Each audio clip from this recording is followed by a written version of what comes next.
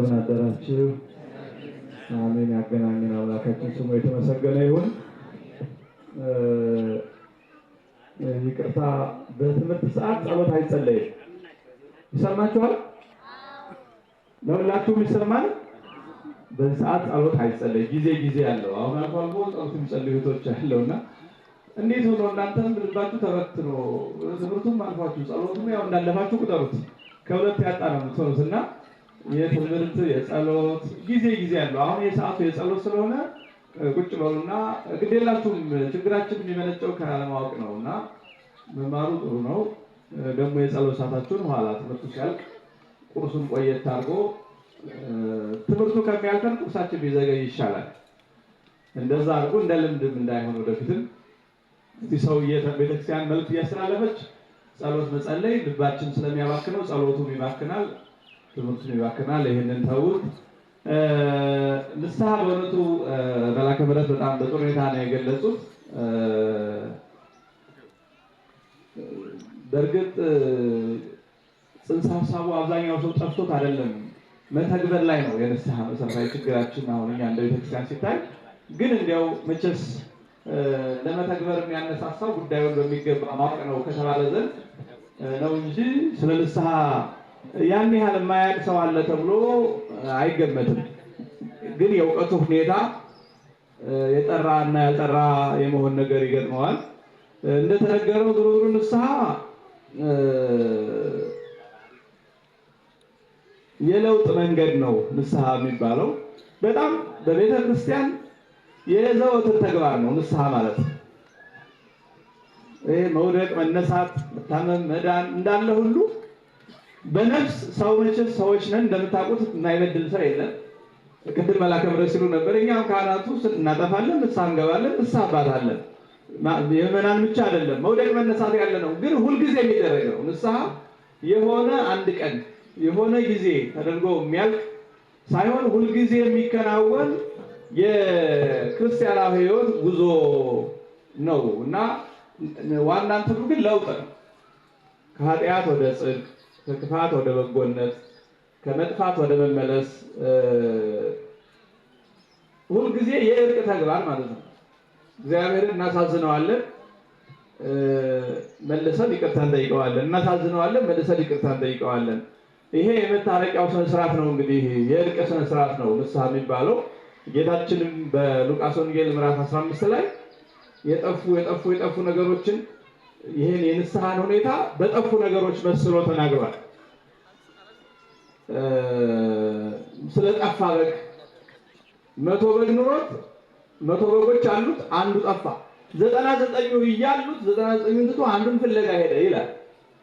አሁን እግዚአብሔር አንድ ሰው ሲጠፋ ምን ያህል የዚያ ሰው መጥፋት እንደሚያሳዝነው ወይም ደግሞ እግዚአብሔር አንድ ሰው ነው አይደል፣ አንድ ሰው ቀረ መጣ አይልም። እኛ ነን አሁን ሰው ከሃይማኖት ሲወጣ ከምግባር ተበላሸ ብለን ዝም እንላለን። እግዚአብሔር እንደዚህ አይደለም።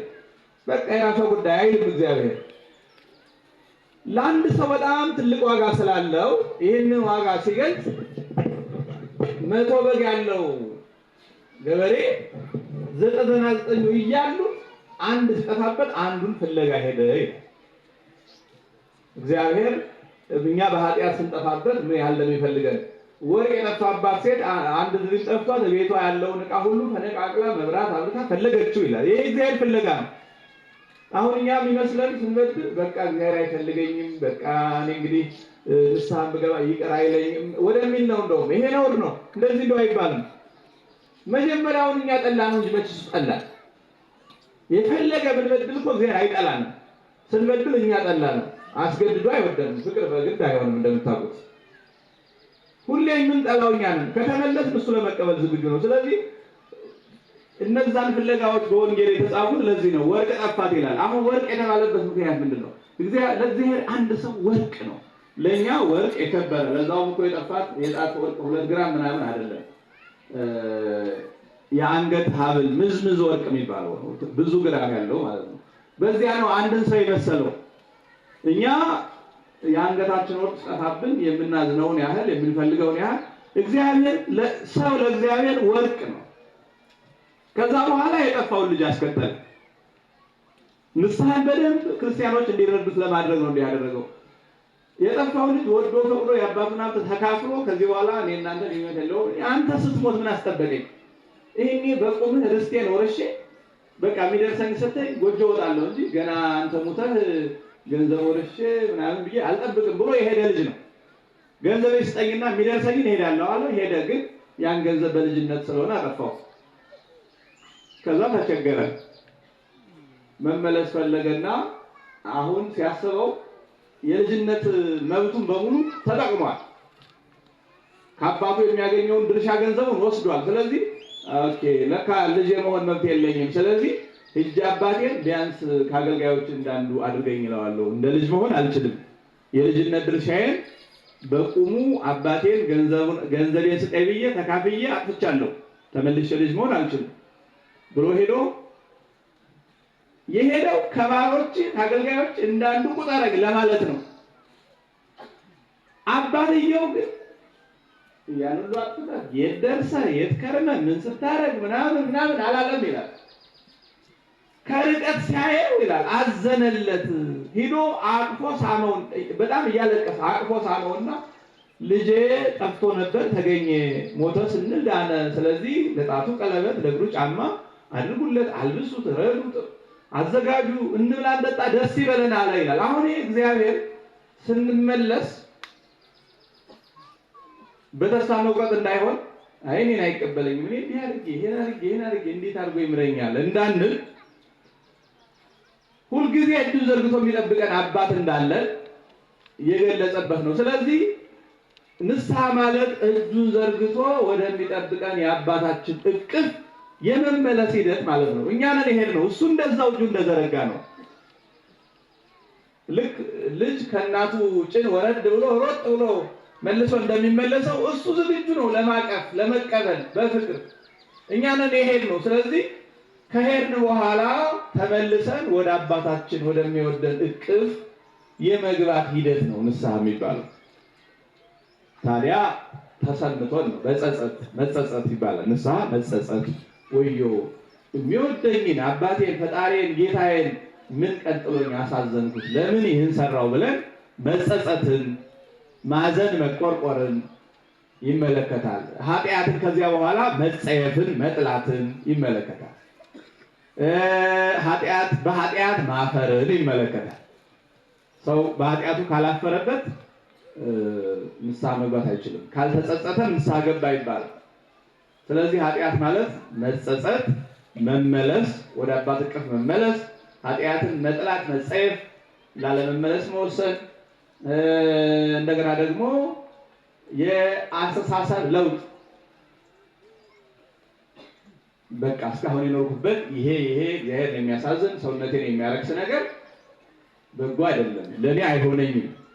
ስለዚህ ብሎ ከዚህ በኋላ በዚህ አይነት የህይወት መርህ አልኖርም ብሎ የአስተሳሰብ የአመለካከት ለውጥ ጭምር ማድረግ። በጎ ነው ብለን ጥሩ ነው ያስደስተኛል ብለን የኖርንበትን ነገር እስካሁን ተሳስቻለሁ፣ ይሄ አኗኗር መልካም አይደለም ብሎ መቀየር ጭምር ንስሐ ይባላል። ያው መላከ ምሕረት ያሉትን ነው የምደግመው እንጂ ሌላ አዲስ ነገር የለውም። ንስሐን በዚህ መንገድ ተረዱት። እሺ፣ ለሁለቱም መምህሮቻችን ቃለ ሕይወትን ነው። ወደ መምህር ኃይለ ማርያም። መልካም፣ ይሄ ወሳኝ ጥያቄ ነው። እንግዲህ ለወጣት እኔ ወጣት ነኝ፣ እኔ ልጅ ነኝ፣ እኔ ገና የሚል ሰው አለ። ለኃጢአት ገና ካልሆንክ መቼስ ለንስሐ ገና ልትሆን አትችልም። ይሄ በጣም ግልጽ ነገር ነው። የንስሐ አንድ ሰው ንስሐ ለመግባት የሚጀምርበት እድሜው መቼ ነው ከተባለ ኃጢአት መስራት የጀመረበት ጊዜ ነው። በነገራችን ላይ ንስሐ ግዴታ አለ። አንድ ሰው እድሜ ልኩን ኃጢአት ካልሰራ ንስሐ መግባት ግዴታ የለበትም። ያልታመመ አይታከምም። ሰው ሐኪም ቤት የሚሄደው ሲታመም ነው። ጀምሩበት። ሰው ንስሐ የሚገባው ኃጢአት ሲሰራ ስለሆነ ኃጢአቱን ተረድቶ ኃጢአት መሆኑን አውቆ ኃጢአት መስራት ከቻለ ከዚያ ጊዜ ጀምሮ ንስሐ ይገባል ማለት ነው። የሰው ልጅ ወጣቶች ሰምታችሁኛል። እኔ ልጅ ነኝ፣ እኔ ወጣት ነኝ፣ እኔ ገና ነኝ የሚባል የለም። ለኃጢአቱ ብርቱ ለንስሐው ደካማ መሆን ተገቢ ስላልሆነ ኃጢአት መስራት ከቻልንበት ጊዜ ጀምሮ ንስሐ መግባት አለብን። ምክንያቱም ያው ስንወድቅ መነሳት ማለት ነው። ንስሐ ማለት እኮ ሌላ ነገር የለውም። ክርስቲያኖች አሁን የከተማ ሰው ለነገሩ እንዲህ ያለው አይገባውም። ብዙዎቻችሁ እንደኛ ገጠር ተወልዳችሁ ከሆነ በገጠር ስናድግ ክረምቱ ዳጡ እያነሳ ያፈርጠናል። ጭቃውም ላይ ሾህም ላይ እንወዳድቃለን። ሰው ሲወድቅ ብድግ ነው አይደል? ወዲያው ቶሎ ብለን ደግሞ እንደውም አንዳንዴ ብቻችን ከሆነ ሰው ዞር ሰው አይቶኝ ይሆን ዚዮ ብሎ ቶሎ ብድግ ይላል። ጭቃ ይዘን እንዳንነሳ፣ አቧራም ይዘን እንዳንነሳ ቶሎ ተነስተን አቧራችን አራግፈን ጭቃችን ጠርገን አይደለ? ንስሐ ማለት እኮ ይሄ ነው። ስለዚህ ንስሐ በወደቁ ቁጥር ነው። በድግግሞሹም ከጊዜ አንጻር ጊዜ ሁለት ነገር ያመለክታል። አንደኛው ሰው በምን ያህል እድሜው ንስሐ መግባት ይጀምራል ከተባለ ኃጢአት መስራት በሚጀምርበት እድሜው ኃጢአት መስራት ከቻለ ጀምሮ ካወቀ ጀምሮ ነው። ከዛ በኋላ ለምን ያህል ጊዜ አንድ ሰው አንድ ጊዜ ነው፣ ሁለት ጊዜ ነው፣ 10 ጊዜ ነው ለሚለው ግን በወደቅን ቁጥር መነሳት ነው። መጀመሪያውን አለመውደቅ መጠንቀቅ ነው። ሰው መቼስ ገበያ መንገድ ሲወጣ መውደቅ አለብኝ ብሎ ወስኖ አይወጣም። እንዳይወድቅ ተጠንቅቆ የማያንሸራትት ጫማ ለብሶ ወገቡን ጥጥቅ አድርጎ የሚረግጠውን እያየ እየመረጠ ይሄዳል። ግን አክሲደንት ድንገት የረገጠው ደህና መስሎ ድንጋዩ ተንዶ ጭቃውም ይጥለዋል። ወዲያው ብድግ ነው የሚባለው። በቃ በወደቅን ቁጥር መነሳት ነው። አይ ቅድም ወደቅኩ ተነሳሁ፣ ደግሜ ደግሞ ታች ወደቅኩ ተነሳሁ፣ አሁንስ አልነሳም ብሎ እዚያ ወድቆ የሚቀር ሰው አለ? የአእምሮ ጤነኛ ከሆነ ማለት ነው። ምናልባት ሁኔታው ለመነሳት የማያስችልና ጉዳቱ የከፋ ከሆነ እርዳታ መጠየቅ ነው። አረ ድረሱልኝ፣ አንሱኝ ተብሎ ይጮሃል እንጂ 3 ወድቅ ያለው በአራተኛው ሳልነሳም እዚሁ ተኝቼ ልደር የሚል ሞኝ የለም። አሁን በነፍስ ግን ሰው እንደዚያ ነው። አንዴ ገብቼ ሁለቴ ንስሐ አባቴስ ምን ይሉኝ እንዴ? እሳቸውማ ምን ይላሉ? እግዚአብሔር ምን ይለኝ ነው የሚባለው። እግዚአብሔርስ ምን ይለን? ኃጢአት ላይ ተዘብዝፈን ዝም ስንል ምን ይለናል እግዚአብሔርስ? ብዙ ጊዜ እኛ ሰው ምን ይለኝ ነው እንጂ እግዚአብሔር ምን ይለኝ እንረሳዋለን። እና ንስሐ የሚገባው በወደቅን ቁጥር ነው። ላለመውደቅ ጥረት እናደርጋለን፣ ከወደቅን ግን እንነሳለን። ምን ጊዜ ለዚህ ነው ቅዱስ ጴጥሮስ ክርስቶስን ጠይቆታል። ወንድሜ ቢበድለኝ በቀን ስንት ጊዜ ይቅር ልለው እችላለሁ የሚለው ንስሐን ጭምር ይመለከታል። እንደው አሁን 7 ጊዜ በቀን ቢያናድደኝ ቢበድለኝ 7 ጊዜ ይቅር ልለው ነው አለ። 7 ጊዜ ነው ሲለው ኖ 7 ጊዜ አይደለም፣ ይብለከ እስከ ስል አላ እስከ 70 በስል 7 ጊዜ አይደለም፣ በቀን 7 ጊዜ 70 እንኳን ቢበድልህ ይቅር በለው። አሁን 400 ምናምን ነውና ቁጥር አይደለም፣ ይሄ ቁጥር አይደለም። ይሄ የሆነ ቁጥር 7 ወይም 449 የሚባል ቁጥር እንዳይመስላችሁ። ይሄ ጥቂት ጊዜ አይደለም፣ በቃ በበደለው ቁጥር ይቅር በለው ነው። ብዙ ጊዜ ደጋግሞ ቢበድልህ ይቅር በለው። ጴጥሮስ የምዕመናን እረኛ ስለሆነ ምዕመናን እየበደሉ እየመጡ በቀን ደጋግመው በአንድ ኃጢአት እንኳን ንስሐ ቢገቡ ቀኑን አስጣቸው። ስለዚህ ንስሐ ገደብ የለውም። ሕክምና ገደብ እንደሌለው ሁሉ ሰው ይታመማል፣ ይታከማል። አይ ትናንት ታክሜ ባለፈው ታክሜ ዛሬስ አልታከምም ሊባል አይችልም። መታከሚያ እንኳን ቢጠፋ ሰው ዛሬ ተረዳድቶ መንገድ ላይ ለምኖ ይታከማል። ስለዚህ የታመመ እንደመታከም፣ የወደቀ እንደመነሳት፣ የተጣላ እንደመታረቅ፣ የተራበ እንደመብላት ስለሆነ ገደብ የለውም። መገደብ ያለብን ግን ኃጢአት የምንሰራበትን ድግግሞች ነው መገደብ በቻልነው መጠን። ተጓዥ የሚጠነቀቀው ላለመውደቅ ነው። የመውደቁን ቁጥር ለመቀነስ ጥረት ይደረጋል። እንደው አንድ አቀበት ስንወጣ 7 ጊዜ 8 ጊዜ መውደቅ የለብንም፣ ጥርስም እግርም ይሰበራል። ስለዚህ አንዴ ሁለቴ ከወደቅን በጣም ጠንቀቅ ብለን ምርኩዝ ይዘን ልክ እንደዛ በህይወታችን ኃጢአት ላለመስራት መጠንቀቅ አለን፣ እንዳይደጋገምብኝ። አይ ንስሐ በማንኛውም ሰዓት በተደጋጋሚ ይገባል ስለተባለ በቃ ኃጢአቱን እየደጋገማችሁ ስሩ ማለት አይደለም፣ እየተፈቀደ አይደለም።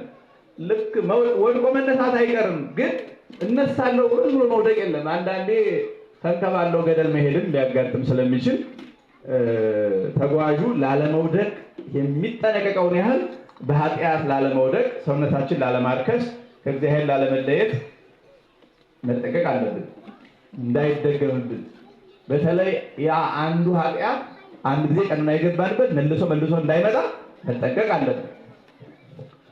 አልችል ብለን ግን ከወደቅ እንደወደቅ መነሳት ነው። ምክንያቱም ትንሣኤ ይለዋል። በፊተኛው ትንሣኤ እድል ፈንታ ያለው ብፁዕና ቅዱስ ነው። ሁለተኛው ሞት በእርሱ ላይ ስልጣን የለውም። ይኸውም ብሎ ገሃነመ እሳትን ይገልጸዋል ዮሐንስ በራእዩ። አሁን ፊተኛው ትንሣኤ ማለት ክርስቲያኖች፣ ፊተኛው ትንሣኤ የሚባለው ያላመነ ሲያምን የበደለ ንስሐ ሲገባ፣ ንስሐ መግባት ትንሣኤ ነው። ትንሣኤ ልቡና፣ ትንሣኤ ሕሊና ተብሎ ይጠቀሳል። በኃጢአታችሁ ሙታን ነበራችሁ ይላል ቅዱስ ጳውሎስ። በኃጢአታችሁ ሙታን ነበራችሁ ማለት ይሰሙታል እኮ ሰዎች እኮ በስጋ በሕይወት አሉ፣ ግን በስጋ በሕይወት እያሉ መበደላቸው ከእግዚአብሔር ለይቷቸዋልና ኃጥአን እንደ ሙታን ይቆጠራሉ። ሙታናቸውን ይቀብሩ ዘንድ ሙታንን ተዋቸው እንደሚለው ማለት ነው። ስለዚህ የቁም ሙት ስለሚያደርገን ኃጢአት በንስሐ ትንሣኤያችን ማወጅ ማለት ነው። ዛሬ በንስሐ የተነሳ ሰው ሁለተኛው ሞት ማለት ገሃነመ እሳት በእርሱ ላይ ስልጣን የለውም። ስለዚህ ትንሣኤ ስለሆነ በኃጢአት እንደሞትን ወዲያውኑ ሳንፈርስ ሳንበሰብስ ቶሎ መነሳት ሙታን እንደሆነ እንዳንቀጥል ስለሆነ ማለት ነው። እና ጊዜውን በዚህ መንገድ ብናየው በጣም መልካም ነው። የኔ ድረስ ነው። መልአከ ምሕረት ጨምሩበት። እሺ፣ ለመምህራችን መምህር ኃይለማርያም ዘውዱ ቃለ ሕይወትን ያሰማልን። በሚገባ መልኩ ነው እንግዲህ ንስሐ ጊዜ ዘመን እንደሌለው ማንኛውም ሰው ኃጢአት መስራት ከጀመረ ጀምሮ መስራት እንዳለ መግባት እንዳለበት ነው የነገሩን። እኛም ሰምተናል። ሶስተኛው ጥያቄ ልለፍ፣ እዚሁ ከንስሐ ጋር የተያያዘ ነው። አንዳንድ ሰዎች ኃጢአት ሰርተህ ለወንድምህ ንገረው ካጠገብህ ላለው፣ ለእህትሽ ንገሪያት፣ እርስ በርሳችሁ ተነጋገሩ ይላል ስለሚል መናዘዝ ማለት እንደዛ ነው እና ግዴታ የተለየ ካህን ኖሮ ወደ እሱ ሄደህ መናገር ላይጠበቅብህ ይችላል ብለው ይናገራሉ። ስለዚህ ሰው ንስሐውን ለእህት ለወንድም መናገር ስርየተ ኃጢአት ያሰጣል እንዴ? ስለዚህ ሰው ንስሐውን የሚናዘዘው ለማን ነው? ለማን ነው? ስንናዘዘውስ እንዴት ብለን ነው? በምን መልኩ ኑዛዜያችንን ልንፈጽም እንችላለን? የተለየ የምንናዘዝለት አካል አለ? እስኪ ይህንን መናፍቃንም የሚያነሱት ጥያቄ ነውና ብዙ ሰው ችግር ውስጥ እየገባ ስለሆነ እንዲያው በዚህ ላይ መምህር መልአከ ምሕረት ሰፋ ያለ ሀሳብ ይሰጡናል። እንግዲህ ሁለት ነገር ነው ያለው። አንዱ ለማን አንዱ እንዴት ነው። ሁለት ነገሮች ናቸው ያሉ በጥያቄው ውስጥ። ለማን የሚለው ለሚመለከተው ነው። አንዳንድ ደብዳቤዎች ለሚመለከተው ይባሉና ለማይመለከተው መስሪያ ቤት ገብተው ከተገኙ እኔን አይመለከትም እያለ ነው የሚመለሳቸው። ለሃይማኖት ተቋማት የሃይማኖት ጉዳይ ከሆነ የሃይማኖቱ፣ ከዚያ ውጭ የሆነው ደግሞ የሚመለከተው እና ምንድነው ይቅርታ፣ የንስሐ ጉዳይ የካህን ጉዳይ ነው። ካህንን የሚመለከት ነው። የታመመ ሰው ይቅርታ የቅዝቃዜው ስላስቸገረኝ ነው። የታመመ ሰው ማማከር ያለበት ሐኪሙን ነው፣ ዘበኛውን አይደለም። ከሆስፒታል ዘበኛ ጋራ ጊዜውን የሚያጠፋ ታካሚ የለም። የሕክምና ተቋሙ የጥበቃ ሰራተኛ ድርሻው ታማሚዎችን ምናልባትም አስታማሚዎችንም ፈትሾ ማስገባት ነው። ወደ ሕክምናው ተቋም ውስጥ ይዞ መግባት የሌለበትን ይዞ እንዳይገባ ሊነግረው ይችላል፣ ሊፈትሸው ይችላል። ሌላም ሕክምና ተቋሙ ላይ ጉዳት ሊያደርስ ይችላል ብሎ የጠረጠረው ነገር ካለ በዚያ ዙሪያ ይሰራል። ታካሚው በቀጥታ ካርድ አውጥቶ ሊያክም ይችላል ተብሎ ወደ ተነገረው ሐኪም ነው የሚገባው። ከዚያ በኋላ ነው ጨዋታው የሚጀምረው። ስለዚህ አሞኛል፣ ራሴን አሞኛል፣ እግሬን አሞኛል እያለ ከሰፈር ጀምሮ እስከ የሕክምና ተቋሙ ጥበቃ ፊት እያወራ መሄድ አይጠበቅበትም። ምን ያደርግለታል? ምን ጥቅም አለው? ስለዚህ የፈለገው መዳን እስከሆነ ድረስ መፈወስ መታከም እስከሆነ ድረስ የታማሚው ግንኙነት በቀጥታ የዚህ ሙያ ካለው አካል ጋር ብቻ ነው። የነፍስ ሐኪሞች ካህናት ብቻ ናቸው። ሌሎቹ ዲያቆናቱ፣ በየዘርፉ ያሉ አገልጋዮች በየደረጃው ባሉ በሕክምና ሰራተኞች ሊመሰሉ ይችላል። ዲያቆኑ ንስሐ ግቡ ብሎ ሊሰብክ ይችላል። ንስሐ ግን ሊሰጥ አይችልም። ምዕመኑ ኃጢአት ሰራሁ እኮ ብሎ ከነገረው የምዕመኑ ድርሻ የሚሆነው ንስሐ ግባ ማለት ሊሆን ይችላል። ንስሐ መስጠት አይችልም። ስለዚህ መላክ አንድ ነገር ነው። የተላከውን በሽተኛ ሐክሞ መላክ ግን የሐኪሙ ብቸኛ ድርሻ ነው፣ ያለ ጣልቃ ገብነት ማለት ነው። በሐኪሙ መካከል ሌላው እንኳን በሐኪሙ መካከል የማይመለከተው በአንደኛው ሐኪም መካከል ሌላኛው ሐኪም ጣልቃ ይገባል።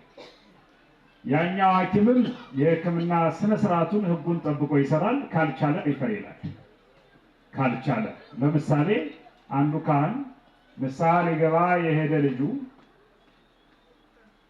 ሰው ነውና እሱ ከሚያውቀው በላይ ሃይማኖታዊ ጉዳይ ቢሆን ለምሳሌ ከምንፍቅና ቆይቶ የመጣ ተነሳሂ ቢሆን ምንፍቅና ነክ ስህተቶችን ሊያርም ወደሚችል መምህር ሊልከው ይችላል። ሂድ ተምረህና ብሎ ወይም ራሱ ካህኑ ለእሱ የከበደው ነገር ካለ ሄዶ ምን ማለት ነው የኔታ ብሎ ከተማሩ ከእርሱ ከሚበልጡ አንዱ ከአንዱ ስለሚበልጥ በእውቀት ሄዶ መጠየቅ ይችላል። በዚህ ዙሪያ መረዳዳት ይቻላል። ስልጣነ ክህነት ነክ በሆኑ ጉዳዮች ግን ያለ ጣልቃ ገብነት በቀጥታ ሊሰራ የሚችለው ካህኑ ብቻ ነው።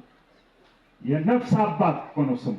በእርግጥ የንስሐ አባት የሚለው የበለጠ ይገልጠዋል መሰለኝ። የነፍሳችን አባት መድኃኔዓለም ስለሆነ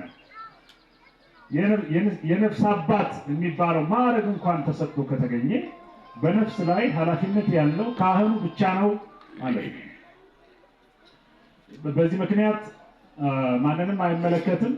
ሶስት አካላት ብቻ በንስሐ ጊዜ ያስፈልጋል። በቁጥር እግዚአብሔርን አንደኛ ማለት ቢከብድም ያው ሌላ ስለሌለ ሁለተኛ እግዚአብሔር አንደኛ ማለት በነገሮች መካከል ይከብዳል እግዚአብሔር። ሆኖም ግን አንደኛ እግዚአብሔር ነው፣ ሁለተኛ ንስሐ አባት ነው፣ ሶስተኛ የንስሐ ገቢው። ሶስቱ ናቸው። በሶስቱ መካከል ነው። ሁለትና ከዚያ በላይ ሆናችሁ ብትገኙ እኔ በመካከላቸው አለሁ የሚለውም የሚሰራው እዚህ ላይ ነው። ንስሐ በሚሰጥ ንስሐ በሚቀበል መካከል እኔ አለሁ። የንስሐ ገቢውን ንስሐ የንስሐ ሰጪውንም የሁለቱንም እቀበላለሁ ለማለት ነው። መገኘቱ ስራ ነው። የመድኃኔዓለም መገኘቱ በስራ ይገኛል። በሁለት ጽድቅን ፈላጊ ንስሐ ሰጪው ንስሐ በመስጠቱ ይጸድቃል፣ ንስሐ ተቀባዩ ንስሐ በመቀበሉ ይጸድቃል። ሁለቱን ሊያጸድቅ መድኃኔዓለም ይመጣል፣ በስራ ይመጣል ማለት ነው። በዛሬ ወንጌል ላይ እንደምታስታውሱት ወእንዘ ይሃልፍ ብሎ ነው የሚጀምረው። ሲያልፍ መድኃኔዓለም ስራ ይሰራል። ሲያልፍ ይፈውሳል፣ ሲያልፍ ያስተምራል። ሲያልፍ አንዷን ሴት ሳይቀር ቁሞ ያስተምራል። ሳምራዊቷን ሴት አንዲት ናት፣ ሰው ማህበረሰቡ የናቃት ናት ብሎ ሳይንቅ ለአንዷ ምስኪን ሴት ቁሞ ወንጌል ሲያስተምር አይተናል። ሲፈውስም ሲያስተምርም ሲምርም አይተናል። ሰሞኑ አጋጣሚ ሆኖ የምሕረትም የትምህርትም ሰሞን ነው ዘመን አስተምሮ የሚባለው። በዚህ የሚያስተምርበት በዚህ የሚማርበት በምድር ትምህርት በሰማይ ምሕረት የሚገኝ እንደሆነ የሚሰበክበት የትምህርትን የምሕረትን ማሳረጊያው ደግሞ ንስሐ ነው። ምሕረት ሊገኝ የሚችለው በትምህርት ነው። ያለ ትምህርት ምሕረት የለም። ምሕረት ከትምህርት ቀጥሎ የሚመጣ ነገር። ስለዚህ ንስሐ የሚባለው ነገር ምሕረት ማለት ስለሆነ ምሕረት ሊደረግ ካስፈለገ መድኃኔዓለም ይመጣል እና በሰፈርተኞች ከጓደኞች ከእንደዚህ አይነት ይሄ የኢኮኖሚ ጉዳይ አይደለም፣ የልማት ጉዳይ አይደለም፣ የሌላ የመልካም አስተዳደር ጉዳይ አይደለም፣ የፖለቲካ ጉዳይ አይደለም። የነፍስ ጉዳይ የነፍስ ጉዳይ ነው። የነፍስ ጉዳይ በመማከርት የሚወሰን አይደለም። ሌሎቹ ድጋፍ ሰጪዎች የሚያስፈልጓት አይደለም። ለኔ ነፍስ የንስሐ አባቴን መሰረት አድርጌ መድኃኔዓለም በቂዋ ነው። በዚህ አጋጣሚ መሀል ላይ የንስሐ አባት አያስፈልግም፣ በቀጥታ መድኃኔዓለም በቂ ነው የሚሉንም አይጠፉ። እኛ እኮ መድኃኔዓለም አልበቃን ብሎ አጋዥ ፈለግን እያልን አይደለም። መድኃኔዓለም እኮ ብቃት በሚባለው ሚዛን ላይም አይቀመጥም። በቅቷል አልበቃም የሚባለው በፍጡራን ደረጃ ነው። መድኃኔዓለምን እዚህ ሚዛን ላይ ማስቀምጠን ይሆናል አይሆንም፣ ይበቃል አይበቃም፣ ያንሳል ይበዛል ብለን በተራ ሚዛን የምንመዝነው ማለት ነው። በፍጡራን ሚዛን የሚመዘን አምላክም የለንም።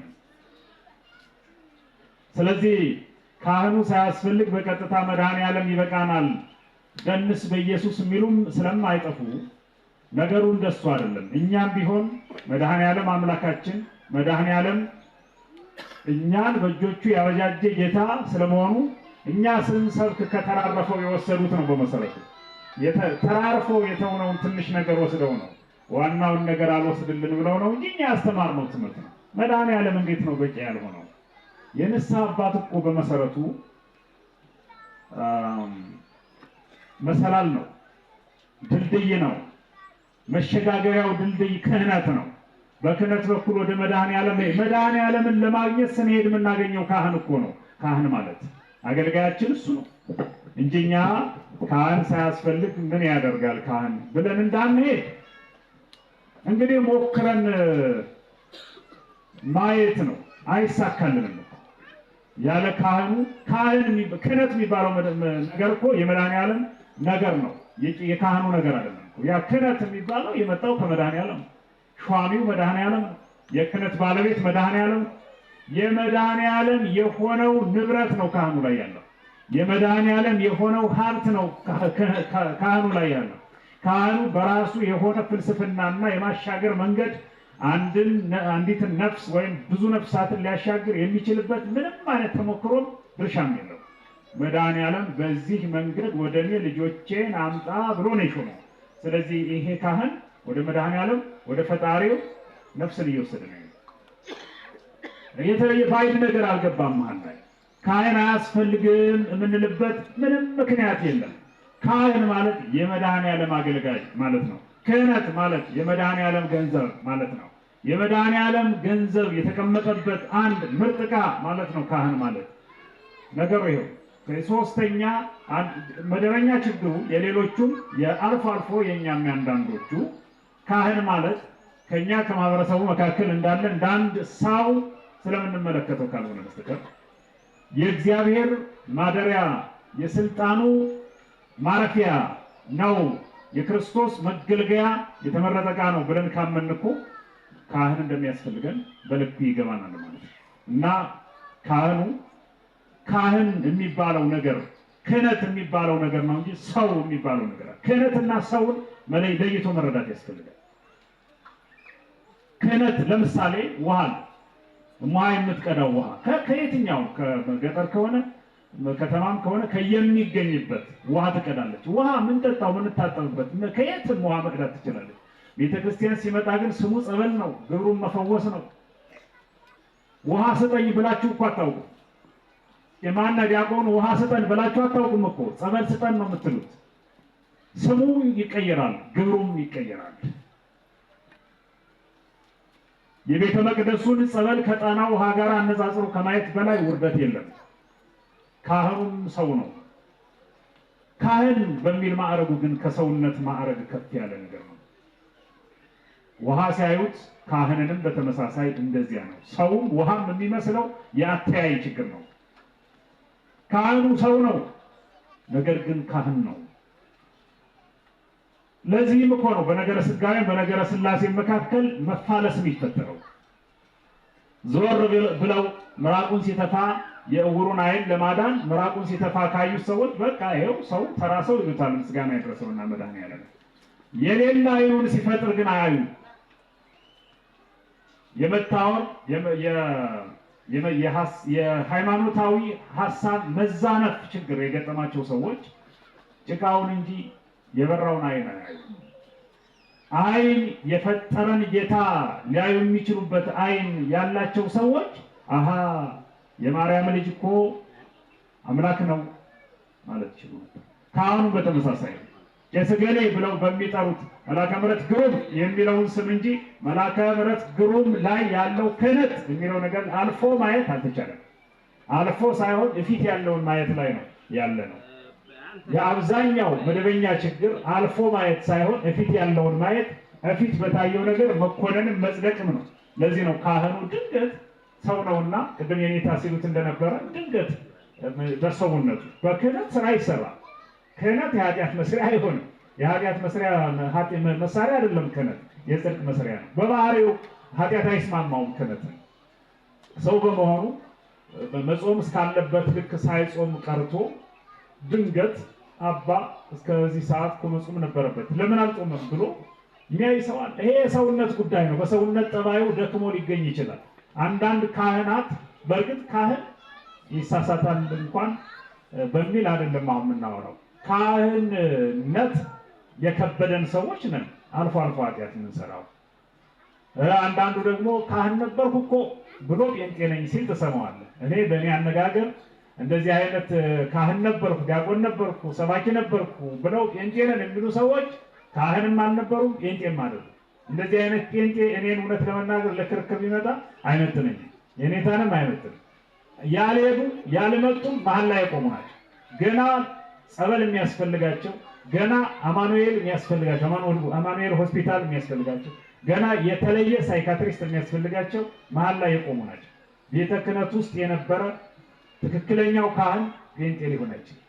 ሲታረድ ነው፣ ሲሞት ነው፣ ከማተቤ በፊት አንገቴን ቁረጥ ሲል የምናየው ካህን እንጂ ድሮ ካህን ነበርኩ አሁን ግን ጴንጤ ነኝ የሚል እሱን መስማት ፈጽሞ አይቻልም፣ ማመንም አይቻልም። የሆነ ሆኖ ወደ ምንፈልገው ለመምጣት የእይታ ችግር ነው የተፈጠረው። ካህንን ከሰው አገናኝቶም ለያይቶም ማየት ይገባል። በቀጥታ የተሰራ ስህተት መነገር ያለበት ሕክምና መድኃኒት ሊሰጥ ለሚችለው አካል ነው የሚለው ይወሰድልኝ። የመጀመሪያው ገሌን ነግሬዋለሁ። ገሌ እኮ ቄስ ማለት ነው። ገሌ እኮ ቤተክርስቲያን አይቀርም። እማሆይ ገሊት እኮ መነኩሴ ናት፣ መነኮሳይት ናት። ለእሷ ብነግራት ምን ችግር አለ? ከቄስ ገሌማ እማሆይ ገሊት አትሻልም ብለው ደረጃ ሁሉ የሚያወጡ አሉ። ኧረ እንከባበር፣ እንደዚያ አይባልም። አሁን ይሄ እኛ በግላችን የምናወጣው መስፈርት አይደለም። ካህን ቤተክርስቲያን ውስጥ ብቸኛው ነው። ክህነት ማለት ነው። ክህነት ብቸኛው ነው። አዎ አሁን ማህሌት ይቆማል፣ ወንጌልም ይሰበካል፣ አስተዳደሩ ይካሄዳል፣ ሌላም ልማት ይለማል። ምኑ አስራቱ በኩራቱ ታመጣላችሁ፣ ብዙ ይሆናል። ክህነት በሚባለው ነገር ካልታሰረ ባዶ ነው ይሄ ሁሉ። ቤተክርስቲያን በክህነት ነው የምትመራው፣ በፈራሚ አይደለም፣ በክህነት ነው የምትመራው። አሁን ይሄ እኛ ወደ መዋቅሮች የተዘረጉት 5-6 መዋቅሮች ከላይ እስከታች የተዘረጉት መልካም አስተዳደሩን ለማሳለጥ ነው። ቤተክርስቲያን ግን የምትመራው በክህነት ነው። ስለዚህ ክህነት የሌለባት ቤተክርስቲያን አትባልም። ዋናው ነገር ክህነት ነው እያልኳችሁ ነው። ዋናውን ነገር ደግሞ የተሸከመው በገዛ ፈቃዱ ካህኑ ነው። ለዚህ ዋና ለሆነው ነገር ለክህነት ነው ጠጋ ማለት የሚቻለው፣ መፈወስም መናገርም የሚቻለው ለሱ ነው። ከካህን ውጭ ሌላ የሚመለከተው ማንም የለም። ለዲያቆንም ገና ዲያቆን ላልሆነ ደቀ መዝሙርም በሌላ በኩል በመሰረቱ ለባህታዊም ቢሆን ኃጢአት አይነገርም፣ ንስሐ አይነገርም። ባህታዊ ምናልባት ባህታዊ የሚለው ዘንድሮ ትርጉሙ ትንሽ ርማት ቢያስፈልገው እንግዲህ ባህታዊ እኔ አሁን ባህታዊ የምለው እስካሁን ባህታዊ አይቻላውትም። የኔታ ባህታዊ እኮ ማለት ማይታይ ማለት ነው። እንዴት ታይ? ስለዚህ ግን የማውቀው ባህታዊ የለም። እንግዲህ የምታውቁት ባህታዊ ካለ እናንተ ናችሁ የምታውቁ፣ እኔ ስለማላውቅ ነው፣ ይቅርታ አድርጉ። ስለዚህ ባህታዊ ማለት ሰው ማያየው፣ ሰው ሊያየው ቢፈልግ እንኳን ሊታይ ማይፈልግ ማለት ነው የተማርነው በዚያ ልክ ስለሆነ። ስለዚህ ድንገት ግን እንዲያው ወደ ገዳማቱ ስንሄድ ዝጓሃኑ ስላሉ ድንገት እግዚአብሔር ተባረኩ ብለው ለእይታችን ቅርብ የሆኑ ብናገኛቸው፣ ባህታዊ ደግሞ የሚታይ ባህታዊም ምናልባት በየገዳም አጽኖ በዓት ላይ ያለ ለእይታ ያልተሰወረ ለዚህ ሕዝብ አገልግሎት ሲባል ይሄ ሕዝብ ይባረክ ብሎ ጌታን ፈቅዶ ያስቀመጣቸው ከእይታ ያልተከለከሉ ካሉ እነሱ ፊት ሄደንም አባ ኃጢአት ሰርቼ ነበር አይባልም። ካህን መሆናቸው መረጋገጥ አለበት። አንዳንዶቹ በር ዘግተው ባይታዊ ገሌ ነን እየተባሉ ኃጢአት ሲነገሩ የሚውሉ ሰዎች አሉ። ምዕመናን ምንም የሌላቸው ምዕመኑ እኔ በቅርብ ማውቃቸው ስላሉ ለእኔ ሁሉ ንስሐ ሊሰጠኝ የቃጣው ምዕመን ስላገኘው ነው። እንደዚህ አይነት በስመ ቤቱና በስመ ምንኩስና መነኩሴ በመጀመሪያ የሚመነኩስ ክህነት ስልጣነ ክህነት ሳይሰጠው። ለምሳሌ አንድ ድንግል የሆነ መነኮስ መጀመሪያ ይመነኩሳል፣ ዲያቆን ሆኖ ከዚያ በኋላ ነው መስቀል የሚይዘው ካህን የሚሆነው። ምናልባት በአግብተው የነበሩ ካህናት ሚስታቸው በተለያየ መንገድ ከነሱ ጋር ማትቀጥል ከሆነ በሞትና በሌላ አሳማኝ ምክንያት የሚለያዩ ሆኖ ከተገኘ ሲመነኩሱ እነዚህ እንዳለ ክህነታቸው ይቀጥላል። ሄደው ክህነት እንደገና ማምጣት አይጠበቅባቸውም፣ ካህን ስለሆኑ ማለት ነው። ምንኩስናቸውም ክህነታቸው ይቀጥላል። ስለዚህ መነኩሴ ስለሆነ ካህን ሊቀ ጳጳሱ ክህነት ስልጣነ ክህነት እስካልሰጠው ድረስ መነኩሴ በመሆኑ ምክንያት ኃጢአት አይነገረው፣ እሱም መቀበል የለበትም፣ ንስሐ ገቢው ምኑ መናገር የለበትም። ይሄ ስህተት ነው፣ መሆን የለበትም። ስለዚህ ባጭሩ እንኳን አይደለም ብዙ ነው የተናገሩ። ጠቅለል ባለ መንገድ ክህነት ላለው አካል የንስሐ አባት ሆኖ ለተሰየመው አካል ንስሐ የሚገባው አካል ሄዶ መግባት አለበት።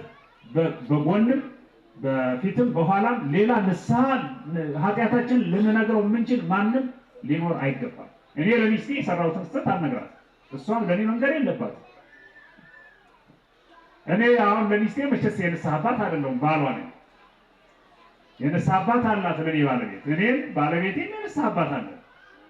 ኃጢአት ስንሰራ እኔም እሷም እርስ በርሳችን መነጋገር ሳያስፈልገን ለካህኑ ነው ሄደን የምንነገረው። አንተ ባለቤቴ ነህ ካህን ነህ ለምን ለአንተ አልነግርህም ብላ ለእኔ ልትነግረኝ አይፈቀድም። ሚስቴ ትምህርት ከሆነ እኔ ይሻላት ስለሚሆን እንግዲህ እንማማራለን። መበልጣትን አስተምራታለሁ። ይሄ ተገቢ ነው። እንዲያውም ማስተማር ካለብኝ እሷን ነው መጀመሪያ ማስተማር። ማውቀውን ከእሷ መበልጠውን ነገር እኔ አስተምራታለሁ። ይሄ ተገቢ ነው። ቁጭ ብላ መማር አለባት። አልፎ አልፎ ያው ስታወሩ ምንሰማችሁ ነገር የለም። የቄስ ሚስት አትታረቅም ሲባል ትንሽ አነስ ያለ ወሬ ሰምቻለሁ። ትልቅ ወሬ አለ።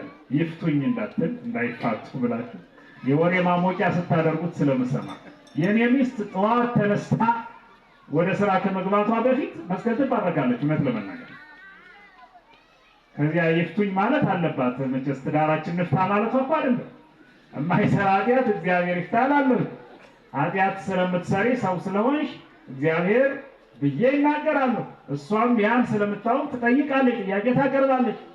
ይሄ ዝም ብሎ ትዳር የመፍታት አባዜ ያለበት ሰው የሚያወራው ካልሆነ መስጠቀር ካህናት ሚስቶቻችሁን ባርኳቸው፣ አስተምሯቸው። አንዳንድ ሚስቶችን በባሎቻቸው መቁረብ ሁሉ አይቻል ይሆን የሚሉ አይጠፉ ይሆናል። እና ያንቺ እንደዚህ እኮ ነው ትጥቅ ፈተሽ ስላየሽኝ እንዳሉት ንጉሱ። ይሄ ካህን ቀድሶ ካቆረበ የተለየች ሴት የለችም ለሱ።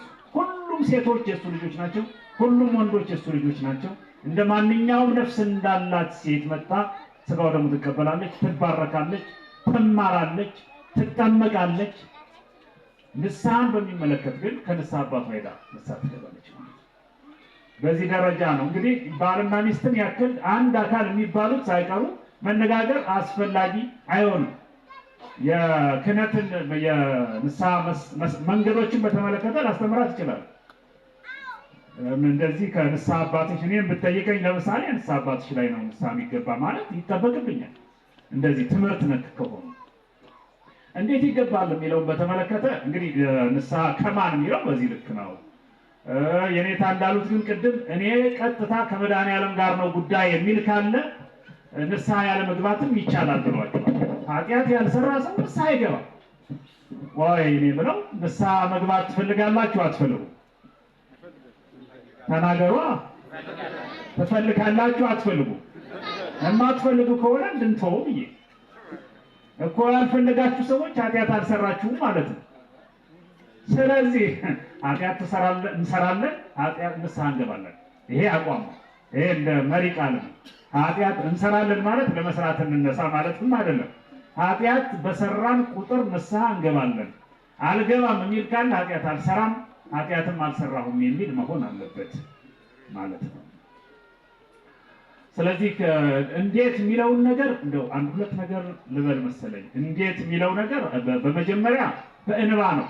እንደ ቅዱስ ጴጥሮስ በእንባ በተሰበረ ልብ በተንበረከከ ጉልበት ብቻ ሳይሆን በተንበረከከ የልብ ጉልበት ወሰግድ በብረከ ልቤ እያለ የሰራነው ኃጢአት ሊያደርስ የሚችልብንን ሊያሳጣም የሚችልብንን ነገር ግንዛቤ ውስጥ ማስገባት። የመጀመሪያው እግዚአብሔር ባይጠላንም እግዚአብሔርን መጥላታችን መሆኑ በመገንዘብ ዝም ብሎ ሄዶ አባ እንደዚህ ሰርቻለሁ አሁን ደግሞ ዘመኑም ትንሽ እየከበደን ጥሩ እየሆነም ስለመጣ ቀላቅለንም እየሰራ ነው ስለሆነ ኦንላይን ንስሐዎችም ስላሉ ለቤቱ ነው ቁጭ ብሎ አባ ንስሐ ኃጢአት ሰርቻለሁ ምን ይሻለኛል በዚህ ዙሪያ እንደ ቅድም እንዳልኳችሁ የግል የህግ አማካሪ ጠበቃ የሚመስሉ ሄዶ ካህኑ እግር ስር ቁጭ ብሎ ትምህርትም ተምሮ ተባርኮም ይሄን ስራ ይሄን እዚህ በኋላ እንዳትሰራ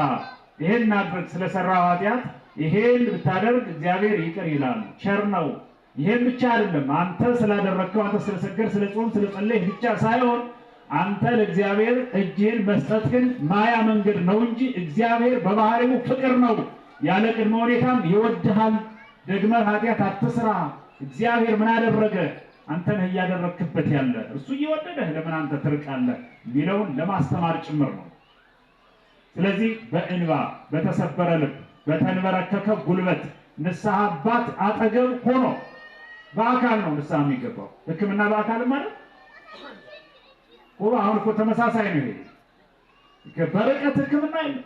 እንዲያውም ሐኪሞች የሕክምና ማስታወቂያ ሲሰራ አንዳንድ ማስታወቂያዎች ላይ ስታዩ ይሄን በእንደዚህ አይነት ህመሞች ሲከሰቱ ይሄን አድርጉ ይሉና ወደ ሕክምና ተቋም ነው ሪፈር የሚሉት እንጂ ይሄን አድርግ ብቻ ብለው አስተምረው ሐኪሞች እንደዚህ አያደርጉም። በሚዲያ እንደዚህ አይነት በሚዲያ ሕክምና የለም። በሚዲያ የሕክምና ትምህርት አለ እንጂ በሚዲያ ሕክምና የለም። በሚዲያ ሰርጀሪ የለም። በሚዲያ ቀዶ ጥገና አይደረግም። ቀጥታ ነው፣ በአካል ነው። የሚፈስ ደም የሚቆረስ ስጋ ያስፈልጋል። ንስሐም በተመሳሳይ ነው፣ በአካል ነው። እንዳልኳችሁ ግን በተለየ ምክንያት እጅግ አሳማኝ በሆነ ምክንያት ንስሐ መግባት አይደለም የካህን ፊት የካህን መስቀል መዓዛ ዕጣኑ ላየ ዜማው ብርቅ የሆነባቸው ከሄዱ ጀምሮ ቤት ተዘግቶባቸው ከኩሽና የማይወጡ የእግዚአብሔር ድምፅ አልፎ አልፎ በሚዲያ ብቻ የሚሰሙ በተለያየ ሀገር ሆነው በተለያየ ዓለም ሆነው ናፈቀን የዕጣኑ ሽታ የሚሉ የቤተ መቅደሱ በር ዝቅ ብለን ተንበርክከን ስመነው የምንገባ የቤተ መቅደሱ በር ናፈቀን የሚሉ የከበሮ ድምፅ ናፈቀን የሚሉ የኔታ ፊት ድምፅ በአካል መጠን ካህኑ ሲባርከን ወንጌሉን ስንማር ማየት ናፈቀን የሚሉ በቁም እስረኝነት ያሉ በስደት ላይ ያሉ ግን ማተባቸው አንገታቸው ላይ ያለ እነርሱ እንግዲህ ንስሐ እንዴት ሊገቡ ይችላሉ ከተባለ እሱም በተመለከተ ያን ያክል እንትን አልልም። እኔ በዚህ አላምንም። ግን መቼስ እስከ ኃጢአታቸው ደግሞ እንዳይኖሩ አማራጭ ይኖራል ብዬ አስባለሁ። በዚህ ዙሪያ ዓለም አቀፉም እውቀት ስላላቸው የኔታ ትንሽ እንዲሉ እንዳንድ ቄስ ማዘዝ አይቀርም። ይዘጋጁና የሆነ ነገር ይበሉ። የኔታ በመሰረቱ የኛ ጓደኛ ስላልሆኑ የኛ መምህር ናቸውና ሪፈር ማለት ይሄን ማለት ሐኪሙ እንደሚለው እኔ የሚከብደኝን እኔ ማላውቀኝን ወደ ከፍተኛው እየላኩ ነው። ይሄ ካህን ካጠገባቸው የሌላቸው ሰዎች እስከ ኃጢአታቸው ሊሞቱ ነው ወይ ምን ያደርጉ ይሻላል ቢለው ማብራሪያ ይሰጡናል ብዬ ነው ማምነው። ጠቅለል ባለ መንገድ ንስሐ የሚገባው ለካህን ነው የሚነገረው። ኃጢአት የሚነገረው ለካህን ነው። ንስሐ የሚሰጠው ካህኑ ብቻ ነው። ሌላ ንስሐ የሚሰጥ አካል የለም። እንዴት ይገባ? በለቅሶ በተሰበረ ልብ በፍጹም እምነት። ይሄን አስመሩበት። በፍጹም እምነት አባቴ አምላኬ አሁን የተናገሩትን ሰምቶ የሰራሁት ኃጢአት ብዙ የተሰጠኝ ንስሐ ትንሽ። አንዳንድ ጊዜ ይገርማቸዋል። ካህኑ ይሄን አድርግ ሲል እንዴ የሰራሁት ኃጢአት እኮ ብዙ ነው አባ ይላሉ ትላላችሁ። እንደዚያ የሰራችሁት በደል ከፍ ያለው ነው፣ ተሰጣችሁት ንስሐ ትንሽ መስሎ ሲታያችሁ፣ በእርግጥ ይሄ የተማረ መሆን መንፈሳዊነታችን ከፍ ያለ መሆን ይጠይቃል። አንዳንዱ ምን እንደው አልገባም ንስሐ አያስፈልግም በሚል ማህበረሰብ መካከል ስለሆነ እየተኖረ ያለው የሚገቡ ሰዎች ኧረ ከባድ ነው ይሄን ሳልችለው የሚለውም ብዙ ስለሆነ ሲሰጥ ግን አንዳንዱ ከፍ ያለ ግንዛቤ ያለው ሰው አባዬ የኔ አባት መምህሬ መምህረ ንስሐዬ ይሄ እኮ ከሰራው ኃጢአት ጋር አይመጣጠንም የሚል ጥያቄ የሚያቀርቡ ሰዎች አሉ። ካህኑ ደግሞ በጅምላ በግምት አይደለም ንስሐ የሚሰጠው። ለዚህ በሽታ ይሄን ሕክምና ይሄን መድኃኒት ስጥ የሚለው አንቀጸ ንስሐውን አንብቦ ስለሆነ ካህኑ ያለውን እንደተቀበሉ መሄድ ብቻ ሳይሆን አምኖ መሄድ ያስፈልጋል። በካህኔ አማካኝነት አምላኬ ይቅር እንደሚለኝ ብሎ 100% ማመን፣ መጠራጠር ንስሐን ባዶ ያደርገዋል። እግዚአብሔር ይቅር እንደሚል ካህኑን የመድኃኔዓለም ዓይን እንደሆነ እንደሚያደርስ በንስሐ ስንገባ ለካህኑ ብቻ ሳይሆን መድኃኔዓለም አብሮ እንዳለ በማመን በፍጹም እምነት መግባት ያስፈልጋል። በሶስት ነገሮች በማልቀስ በመንበርከክ በማመን። እንዴት ለሚለው እነዚህ ሶስቱ ጠቋሚ ነገሮች ናቸው እያምናለሁ። እንግዲህ ከምንናገራቸው በተጨማሪ ሄዳችሁ እንድታነቡ ሌላም ጊዜ ጥያቄያችሁ በዚህ ዙሪያ እንዲበዛ ለማድረግ ካልሆነ በስተቀር ዛሬ ኔታም ጉባኤ ተክለው እኔም በዚህ ሁኜ ሙሉ መልስ ልንሰጣችሁ አይደለም። ጠቋሚ ነገሮች ግን ሶስቱ ናቸው ብዬ አስባለሁ። ከቅድሙ ጋር የኔታ ባክዎት እኔም ስለማላውቀው የሆነ ነገር በለኝ። በጣም ጥሩ። ሌላም ጥያቄ ስለሚኖር አብረው ይመልሱት።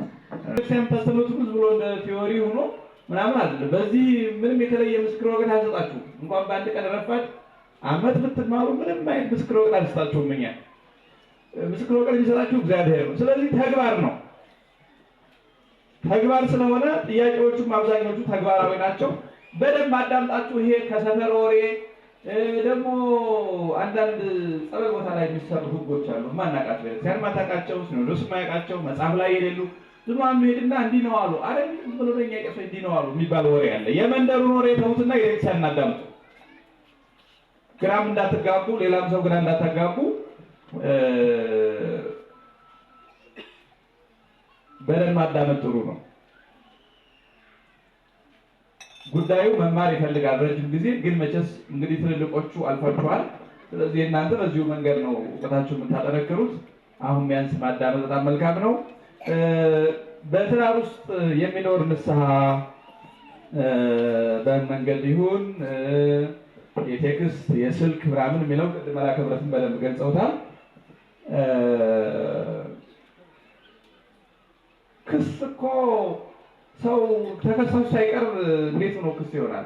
ምናልባት ከሀገር የጠፋ እንደሆነ ነው በሌለበት ውሳኔ ሊወሰን የሚችለው። ቅድም እሳቸው እንዳሉት ካህን ማግኘት የማይችሉ ካህን በሌለበት ሀገር የሚኖሩ በቀላሉ መንቀሳቀስ ካህን ወዳለበት መሄድ የማይችሉ ሰዎች አሉ። አሁን ብዙ ኢትዮጵያውያን ኦርቶዶክሳውያን በየትኛውም የዓለም ክፍል ይኖራሉ። ምናልባት ኢትዮጵያውያን የሌሉበት ዓለም አለ ማለት ያስቸግራል። ዓለም ሳይሆን ሀገር። ኢትዮጵያውያን ተዘርተው ነው የሚኖሩት አብዛኞቹ። የካህን ድምፅ ቀን የሚጠፋባቸው ሁሉ አሉ። እኔ አንድ ወንድም እንደዛ ሲሰምቻለሁ። በወር ገብርኤል እንዘክር ነበርና ቀን እንዳይጠፋ የሚያደርገኝ ያነበራል። ምንም አይት እንኳን ክርስቲያን ኢትዮጵያዊ የለም። ልጁ ለትምህርት ነው የወጣው። ኢትዮጵያውያን የሚባሉ የሉ።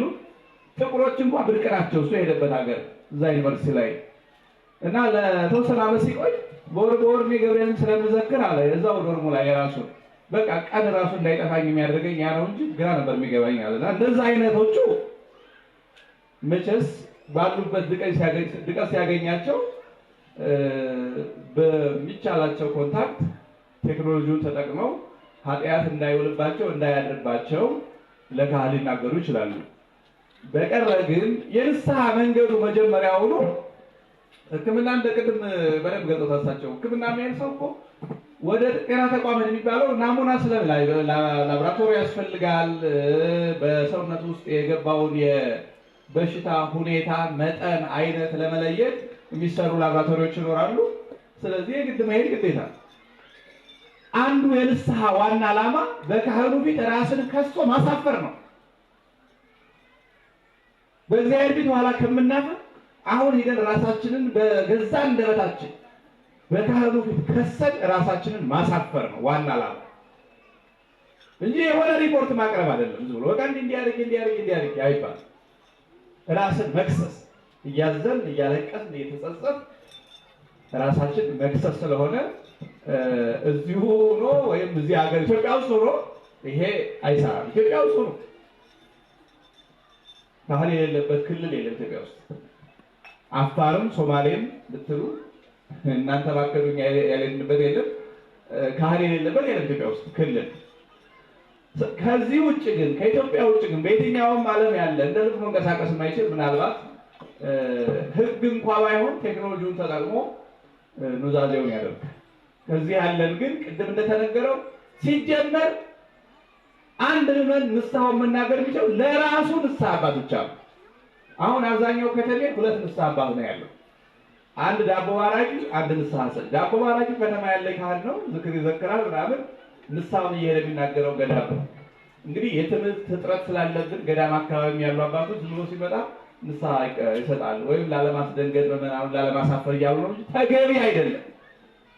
ንስሐ የሚነገረው ለተመደበልን ንስሐ አባት ብቻ ነው፣ ለሱ ብቻ ነው። ሁኔታችንን የሚያቀን ያ ነው። የጤና ሁኔታችን ያውቃል፣ የኢኮኖሚ ሁኔታችን ያውቃል፣ የስራ ጠባያችን ያውቃል፣ የትምህርት የእውቀት ደረጃችን ያውቃል፣ የፖለቲካ አመለካከት። ምክንያት እነዚህ ሁሉ ለንስሐ የምርመራ አንድ መንገዶች ዝም ብሎ እኮ ቅድም አሁን ሰምታችኋቸዋል። በዛብኝም የሚልም አለ፣ አነሰብኝም የሚል ካህኑ ንስሐ ሲሰጥ ህመምተኞችን ያያል፣ ድሆችን ያያል። ብድግ አድርጌ አንዱን ሊበላ ለራሱ ምሳ በልቶ ራት የሚቸገርን ሰው 20 ሺህ ብር ለእንዲህ ያለ ገዳም ስጥ ብር ከየት ያመጣዋል? ቤቱ ከየት? ስለዚህ የሚያውቀው ሰው ነው ንስሐ የሚሰጠው። ሐኪሞች እንኳን ምን ያደርጋሉ? ካርድ እናወጣለን፣ ፋይል ይከፈትልናል። በዛ ዕለት የተናገርነው ትዝ ያለን ደዌ በሙሉ ይመዘገባል። ድጋሚ ስንሄድ ያ ካርድ ነው የሚሆነው። ምክንያቱም ኦኬ ይሄ ሰውዬ ከዚህ ቀደም ይሄ ደዌ ነበረበት፣ አሁንም የተነሳበት ያው ራሱ ነው ወይስ ሌላ በሽታ ነው? ቸክ ለማድረግ እንዲመች ያው ሪከርድ መዝገብ ይወጣል። በየጊዜው እየሄድን ያንን አዲስ ካርድ ከማውጣት ያንን ነባር የጤና ሪከርድ ፋይል የሚታየው ለዛ ነው። ንስሐ አባቶቻችን እነዚህ ናቸው፣ ያውቁናል። በተደጋጋሚ በሙስና ወይ በስርቆት ወይ በዝሙት እንስት እንደሆነ የደካማ ጎናችን የሚያውቁት የራሳችን ንስሐ አባት ናቸው። እኒያ ገዳም ያሉ አባት እኛ ያውቁናል። ስለዚህ ንስሐ መጀመሪያው የሚገባው ለራሳችን ንስሐ አባት ብቻ ነው። ገዳም ሄዶ ንስሐ መንገድ ግን መጀመሪያውኑ ኢቭን መነኮሳቱንም ለፈተና መዳረግ ነው። እነሱ ስተውት ሄዱትን ዓለም የማያውቁትን ኃጢአት እንዲህም ይደረጋል እንዴ ሚል ፈተና ውስጥ ማስገባት ነው። ለዛ ነው እንኳን በገዳም በከተማ እንኳን መነኮሳት ንስሐ አባት መሆን የለባቸውም ነው ሕጉ። እሱን ያወራው አፈጻጸሙን እንግዲህ አፈጻጸሙታላችሁ ብዙዎቻችሁ ይኖራችሁ አባቶች። ምክንያቱም ለመነኮሳት እናንተ ፈተና እንዳትሆናቸው። ስለዚህ ወደ ገዳሙ እየሄዱ መነኮሳቱን ለፈተና መዳረግ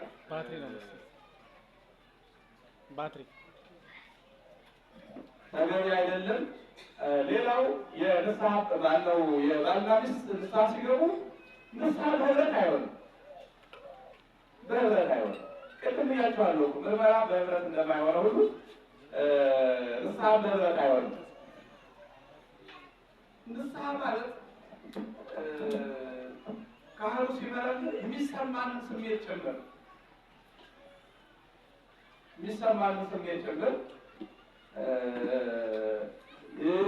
ኃጢአቱን ከሰራን በኋላ ምን እንደሚሰማን ጭምር እንዴት እንደኖር የልቡናችን የመረበችና ያልመረበች ሁኔታ አንድ አይነት ኃጢአት አብረው የሰሩ ሰዎች ያላቸው የልብ ስብራት መጠኑ ይለያያል። ስለዚህ ባልና ሚስት የብቻ ነው የሚያስተዋለ ባል ሳይደረሱ ሌላ ነገር ሆኖ ሚስት እንደዛ ማለት ይሄ በነገራችን ላይ እኔ አንድ ግልጽ እውነት ልንገራችሁ። ኢትዮጵያ የክርስቲያን ሀገር ናት። ምንም አይነት ክርስቲያን አይሁድ የለም። ክርስቲያን ማለት እድሜ ልኩን የሚቆርብ ማለት ነው እንጂ እየደረሰ የሚመለስ ከቤተክርስቲያን እየደረሰ የሚመለስ ክርስቲያን በየትኛውም ዓለም የለም። በኢትዮጵያ ብቻ ነው።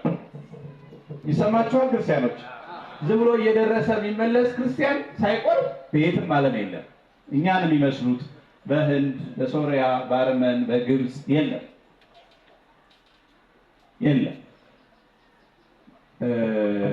ስለዚህ ያ ስለሆነ ምናልባት እንግዳ ስለሆነ ኑሮ ከስንት አንዴ ስለሆነ ነው የሚሆነው እንጂ ንስሐ አባትን ቶሎ ቶሎ ማግኘት ማማከር፣ በቃ ይሄ የህይወታችን አንድ አካል ነው። በየጊዜው ባል በተመቸው ጊዜ አባቱን ያገኛል፣ ሚስትም በተመቸው ጊዜ። በግብፅ ቤተክርስቲያን ካህኑ ቢሮ አለው። ሙሉ ቀን ቢሮ ነው የሚውለው። ቁጭ ብሎ በጣም ሰፊ ቢሮ፣ ምዕመናን ስለማያዳርሱ ፕሮግራም ይወጣላቸዋል። አባታቸውን የሚያማክሩበት የሚሰማቸውን የኃጢአት ስሜት፣ የሚያጠራጠራቸውን ሃይማኖታዊ ነገር፣ ንስሐ የሚገቡት ካላቸው ባል በተመቸው ሰዓት፣ ሚስት በተመቸው ሰዓት እየሄዱ ይናገራሉ። የሚሰጣቸውን ቀኖና ይቀበላሉ። ስለዚህ ባልም ሚስት ንስሐ ገብታ ስትመጣ ማክበር አለበት። ይሄንን የጾም ሰዓቷን፣ የስግደት ሰዓቷን፣ ሁኔታውን ማመቻቸት። ሚስትም እንደዛው ነው እንጂ አብረን ሄደን እንኳን አይደለም እየብቻ በድለን አብረን ብንበድል እንኳን አብረን እንናዘዝ አይባልም።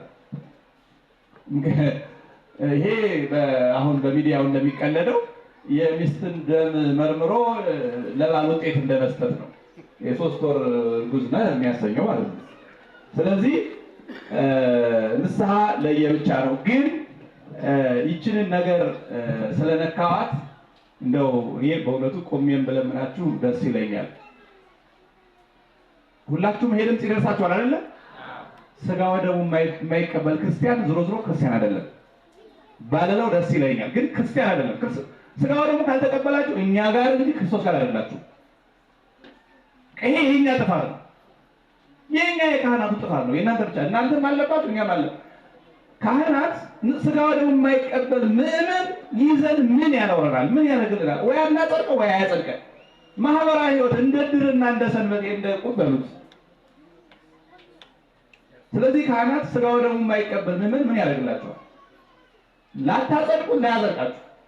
ምዕመናን ውስጥ ስጋ ወደሙ የማትቀበሉ ከሆነ ካህኑ ያደርግላችኋል። መጣችሁ። አሁን ዛሬ ብዙ ሺህ ሰው መጥቷል። ይመለሳል። እንዲህ ሰው ሰርግ ሂዶ ምንም ሳይቀምስ ይመለሳል። እግዚአብሔር ያሳያችሁ። ታዲያ ምንድነው ከተባለ ስለማይናዘዝ እንዴ እጁን ታጥቦ መምጣት ቀላል ነገር እጅ መታጠብ ነው ከባዱ። ምግብ ማዘጋጀት ታጥባለህ አይደለ? በየጊዜው ባትም ንስሐም ሰዓት ቁርስም እራትም እጅን ታጥባለህ አይደለ? ንስሐ ማለት ይሄ ነው። ለመመገብ ይሄን ዘላለማዊ ምግብ ለመመገብ እጅን እንደመታጠብ ስለሆነ አክብደን አንየው። ስንሰራው ነው እንጂ አክብደን ማየት ያለብን በእናትህ ዙሩ ይላል አይደለም። ስለዚህ በእውነቱ የማይቆም ክርስቲያን መኖር የለም። ይሄንን እድሜ ገደብ የስራ አይነት ምናምን ይባል መነገድ ምን አገር መሪ መሆን ተመራማሪ ምንም የሚከለከለው ነገር የለም። ታዲያ ውጭ ክርስትና ከምንም ጋር አይጋጭም። ስለዚህ ይህ ሁሉ አሁን ንስሐ ለስጋ ወደሙ ለማብቃት ስለሆነ እናንተን ዛሬ ስለ ንስሐ ከተወራ ከዛሬ ከሰዓት ጀምሮ ንስሐ መግባት ጀምሩ። ግልጽ ነው? ይሰማችኋል? እንጂ አለዛም ብሎ እንዲህ ጉባኤ የተደረገ ምናምን ተባለ ይባል አይደለም።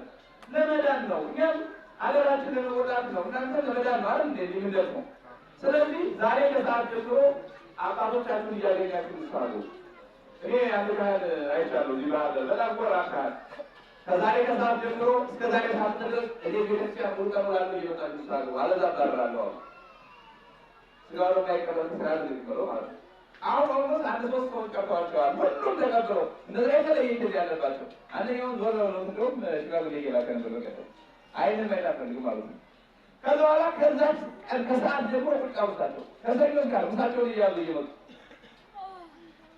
በሚመቸው ቢመቸው ቀን የሚመቸው ማታ የሚመቸው አሁን ሁሉም ልጆቻቸው ስጋ ወደሙ ተቀብለዋል። አብይ ጾም አምና ገብርኤል ነው ይቀርሞት አካባቢ ነበር እሳቸው እንደዛ ያደረጉ።